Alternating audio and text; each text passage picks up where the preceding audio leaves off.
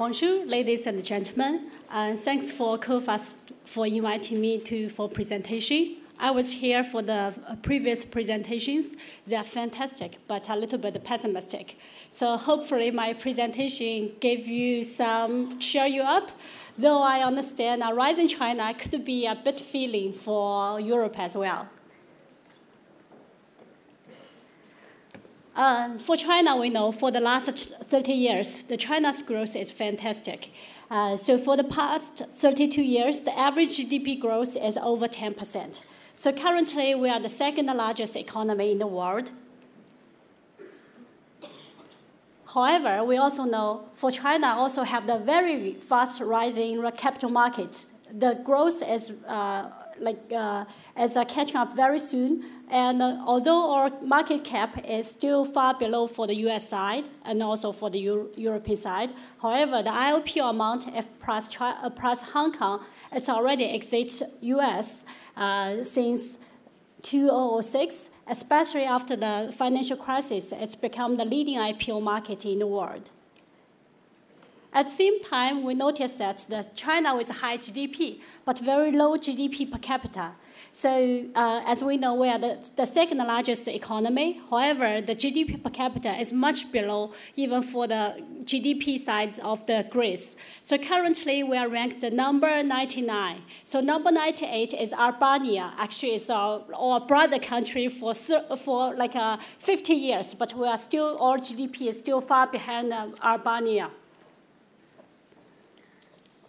At the same time, we have the healthy fiscal position, but with very low welfare. Our public debt actually is about 20% of GDP. Public debt deficit is kept well below 3%.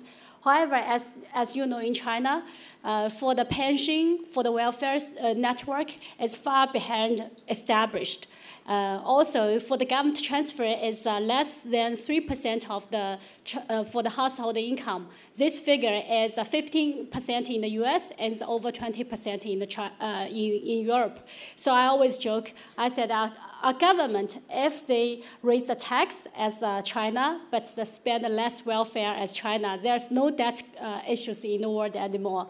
Because for the China, for the fiscal revenues, actually for the 2011 also increased over 20%. So it's a double, it's 2 times as China's GDP growth.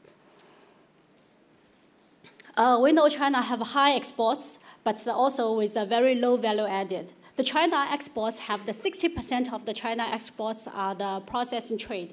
That means it's very squeezed profit. As we know for the iPhone, actually in China, iPhone sell for $400 US, but in China, the cost for the China side is only less than $20 US. So the China just get very squeezed margin.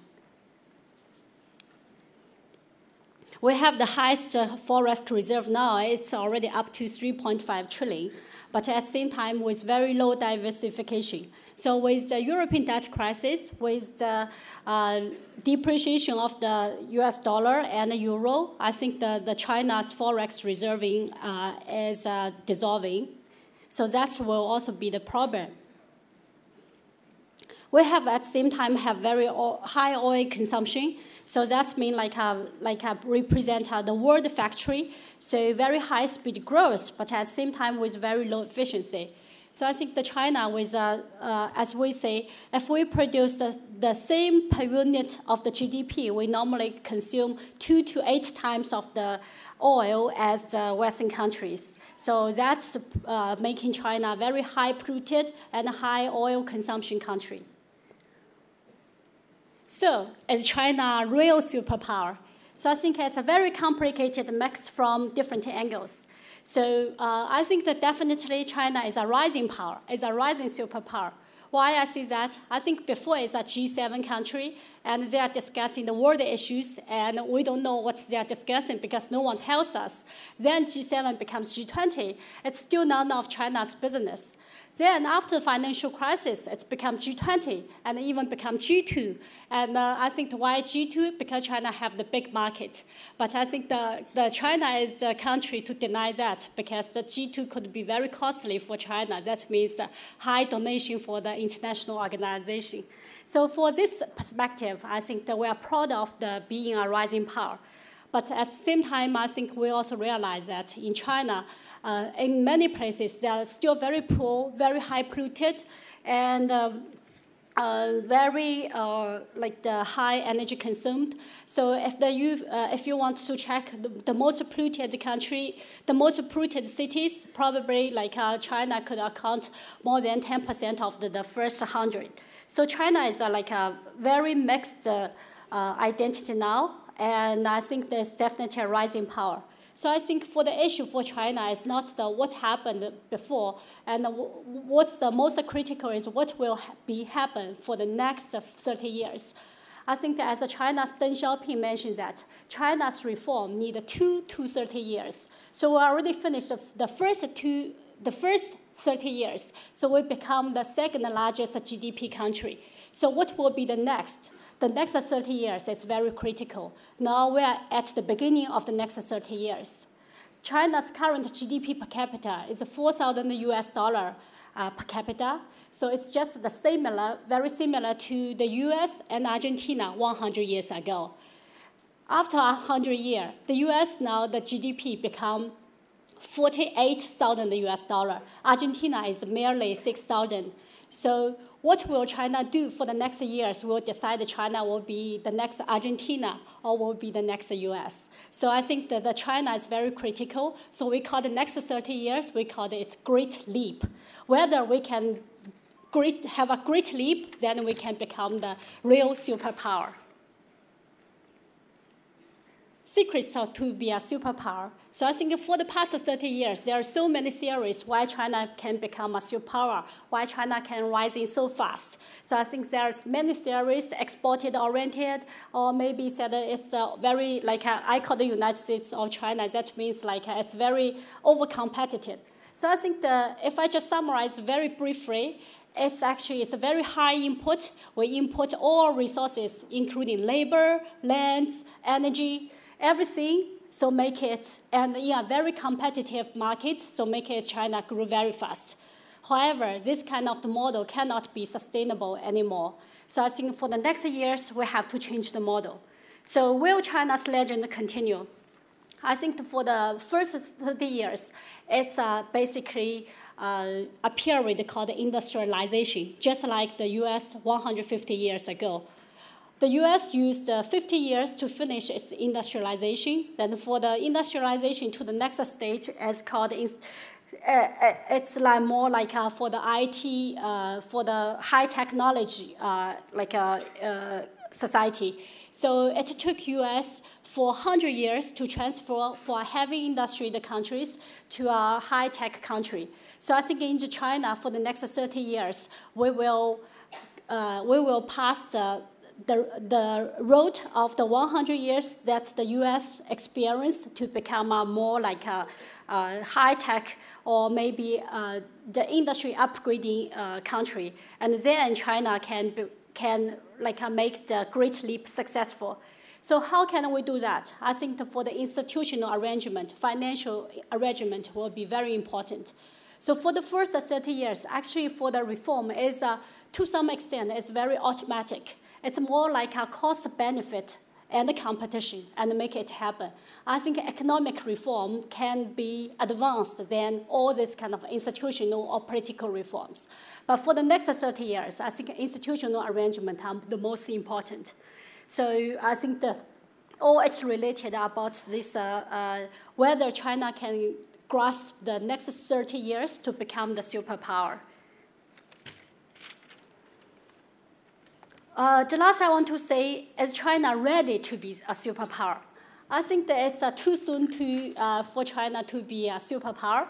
I think on one hand, we know that China actually have grown very fast at over 10% of the GDP growth. But at the same time, because of financial crisis, I think for the European side, accelerating recession. So that makes China suddenly become such a big giant.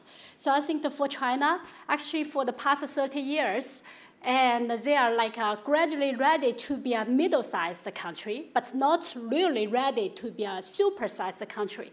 So however, in the current situation, I think it's a very, actually it's a great challenge for China to address itself, not only economically, but also politically, socially, and diplomatically. And currently, we notice that maybe for China's, especially for the diplomatic policy, there are some new changes, but it's not very like towards some very direct, not very clear direction, also including economic reform. So I think it's very critical for China what will be the next 30 years, and that will be really critical. So I think the one side for China is accelerating growth. At the same time, we also notice that the effort of bashing China actually is accelerating. So why I see that it's not like a victim theory. I think that it's very similar to the US situation 100 years ago. So at that time, the US was catching up for the UK. So there's a bashing US theory. But then they find that the US actually have grown much faster, so the people start to invest in the US again. So I think in China, it's a very similar situation. So first, of course, I think China needs communication with other countries. The China, I think for this one, the government definitely have much room to do that. At the same time, I think also for the other countries, I think the bashing China or stopping China, I think it's also, in my opinion, it's ineffective. No matter you like or not, the China will finally become a superpower. So I think I just want to, here, I always think that for the China, yes, we have many problems in China now. So I call it the adolescent frustration. So China is like a growing, it's just at the period of it's a teenager or just 20 years. So it has many problems, but it still has much room to grow. So for the US, it's more like a middle-age crisis.